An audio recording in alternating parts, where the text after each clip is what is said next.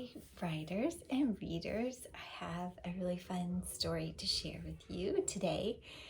And the reason I'm sharing it is because it made me think about how when I'm in classrooms a lot of the times during writing time, sometimes students have a hard time figuring out where to start writing and what to write about. So I have a story called Rocket Writes a Story. And I like this book because it does a really good job of helping Rocket, the dog in the story, learn ways that he can start to write, especially when he gets stuck.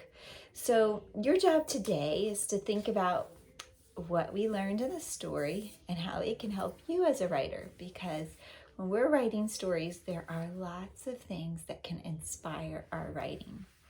I have a couple words in the story that I want you to be on the lookout for. The first word is captivated. Captivated means something, you are attracted by it, it holds your interest, you can't look away from it, you're captivated. Like the little girl with this book, she's captivated by the book. It's holding her interest, she's excited about it. Captivated. I bet you've had lots of things that have captivated you. The next word is inspiration. That is someone or something that gives you the feeling of being able to do something new, or it gives you a new idea. So if you're inspired, you want to try to do something new, or you have a new idea, you have inspiration for it.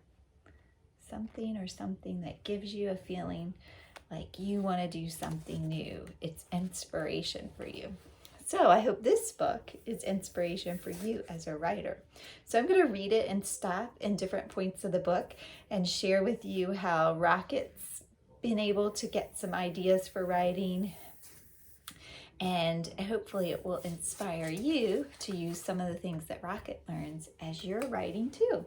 So Rocket Writes a Story by Tad Hills. Rocket Writes a Story by Tad Hills. And if you read the other Rocket Learns to Read, you'll remember the little chick in the story that helps him, the little bird. Rocket Writes a Story by Tad Hills. Rocket loved books. He loved to read. Rocket loved books. He loved to read them to himself or sit quietly by his teacher, the little yellow bird, as she read them aloud. Rocket even liked the way books smelled. When he opened a new book, it smelled like a place he'd never been to, like a friend he'd never met. The little yellow bird agreed. Books are inspiring. They make me sing. There's that word, inspiring. It's like inspiration, right? Rocket loved words too. After snack time, his teacher would say, "Rocket, why don't you use that nose of yours to sniff out some new words?" And off he'd go. He'd fetch some nice ones like buttercup and bug and feather and nest. "I'm looking for words," Rocket would announce to anyone who would listen.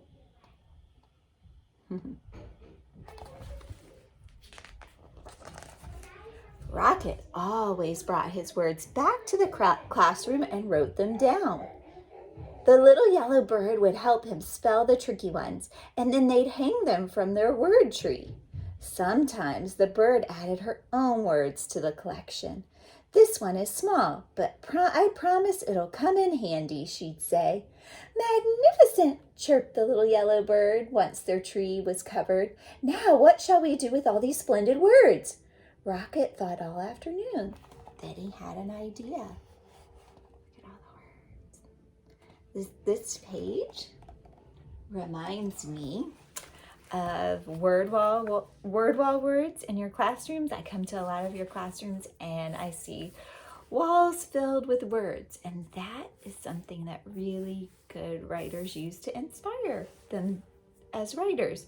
They find words if they're having trouble with words and they need to know how to spell them. They use resources around them. And the dog, Rocket, and the little yellow bird have a tree full of words. And I know in your classrooms you have word wall words, but in your homes right now you can be looking at things like books that are there. You might look on labels on foods, and those might be words that you use in your writing. And that's a great tool for you to use. Rocket left school that day with a very waggy tail. "I'm going to write a story," he declared to Fred and Emma. "My story will be an adventure about the great wide world," he told Butterfly. "I will use many words," he explained to Mr. Barker. "Hello up there," he called as he passed the tree where he had found the word nest. "I'm going to write a story."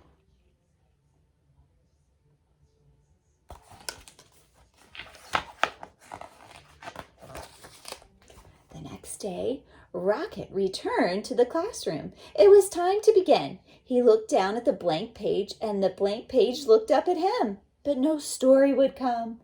At snack time, Rocket gave up. "I don't know what to write," he told his teacher. Ooh, how many of you have had this happen to you? You look down at the page and you just don't know what to do. I've had that happen many times. So what are some things that we can use as writers to inspire us, to help us get something on the page? Well, let's read and see what Rocket does, and maybe that'll help us.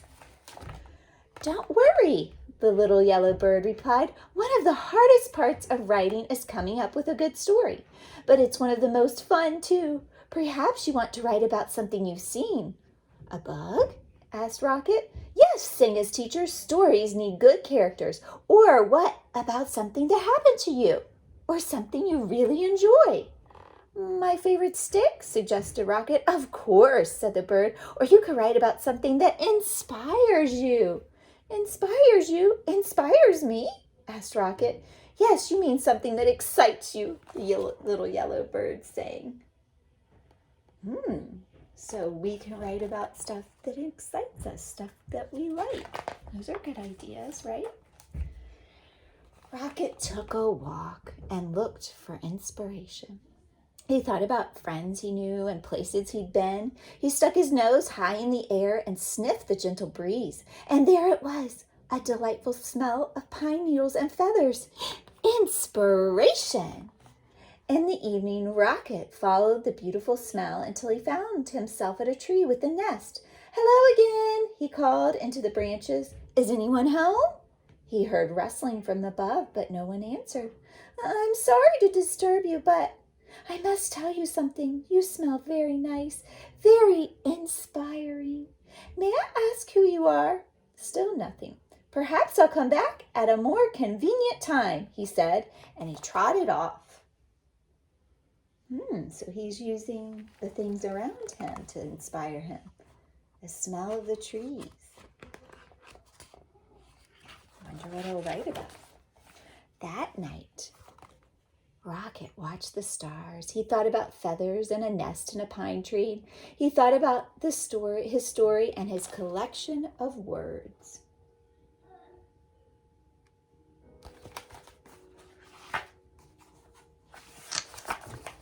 On his way to school the next day, Rocket was surprised by what he saw. "A brand new world," he said, "and it is already written down." It said, he tried to sound out the word, "Ow,"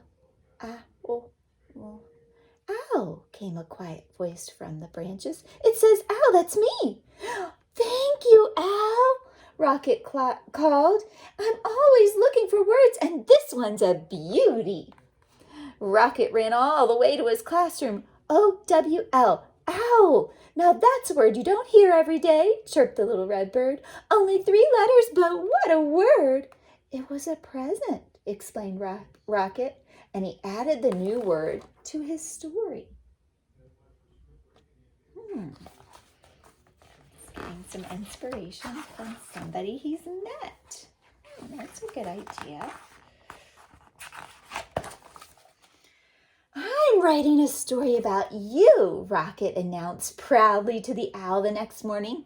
The owl poked her head out of the nest, and for the first time, Rocket saw her friendly face. Her big eyes blinked below feathery tufts. "About me?" she asked softly. "Would you like to come down and hear it?" asked Rocket. "Thank you, but I think I'll listen from my nest," the owl answered. So Rocket cleared his throat and began to read. "Once there was an owl. She smelled like feathers and pine needles. She lived in a tree." The owl's eyes widened. "Is there more?" "There will be," said Rocket. Each day, Rocket worked on his story. He wrote words down and crossed words out. When things were going well, he wagged his tail. When he didn't know what to write, he growled. Sometimes he drew pictures for his stories or took a long walk in the meadow to look for inspiration. I like these techniques he's using as a writer. When he gets stuck, he takes a break. He thinks some more. He goes for a walk. And when he's really writing really well, he keeps on going. The little yellow bird encouraged him. "Remember, stories take time." She wanted to know more about the owl and asked Rocket questions. "Why do you think the owl wouldn't come down? What color is her beak? What does she do every day?" Ooh, Rocket could add those details to his story. Rocket wanted to know more about the owl too. He visited her tree often and read his story to her, which changed every day. The owl was captivated. She doesn't want to stop listening. And when Rocket stopped, she would always say, "And then what happened?" At last, the day came when Rocket knew he was finished. "What a fine story," chirped the little yellow bird after she'd read it. Sorry. Rocket ran to the owl's pine tree. "It's done," he called. "Come and listen."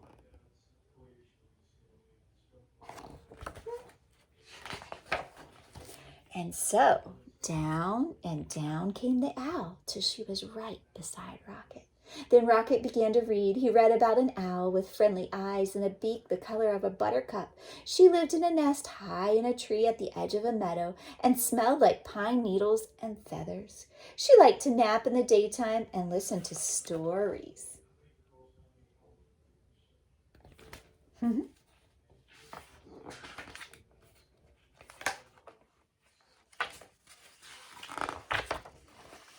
Branch by branch, the owl came down from her nest, Rocket read. She was shy, but she was brave too. Suddenly, Rocket stopped. He wrote something on his paper and began to read it again. One day, the owl came all the way down to the ground and became my friend. The owl blinked. "Can there be one last sentence?" she asked. "Can you say, 'And the owl liked the story very much'?"